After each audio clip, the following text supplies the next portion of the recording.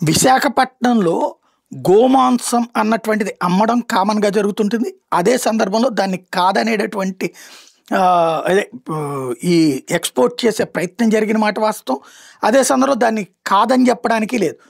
తెలుగుదేశంకి సంబంధించినటువంటి ఎమ్మెల్యే అనుచరుడు అన్నటువంటిది మొన్న సాక్షి ప్రొజెక్ట్ చేసుకొచ్చింది. అయితే మొన్న పవన్ కళ్యాణ్ దానికి సంబంధించినటువంటి పూర్తి నివేదిక అడగటం, ఆ అంశం మీదన తాజాగా పోలీస్ డిపార్ట్మెంట్ కమిషనర్ ప్రత్యేకంగా ఒక టీం వేసి దాని మీదన పరిశోధనకి ఏర్పాటు చేయడం జరిగింది. ఇప్పుడు తాజాగా అక్కడ వేబిల్స్ ఆధారంగా ఈ గోమాంసం ఎక్కడెక్కడికి వెళ్తుంది, ఈ నెట్వర్క్ ఎవరెవరితో లింక్ అయ్యి ఉంది, ఇవన్నీ తేల్చే ప్రయత్నాలు ఉన్నారు.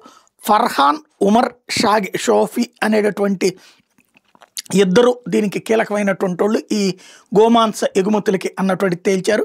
ఈ కంటైనర్లు ఎక్కడి నుంచి వస్తున్నాయి, ఈ కంటైనర్లు ఎక్కడికి వెళ్తున్నాయి, ఎవరు కొంటున్నారు, ఈ గోమాంసం ఎక్కడి నుంచి వస్తుంది, ఈ గోవుల్ని ఎక్కడ చంపుతున్నారు, ఆ గోవుల మాంసం వీళ్ళకి ఎక్కడి నుంచి వస్తుంది, ఇది ఇప్పుడు ఆరా తీస్తున్నారు.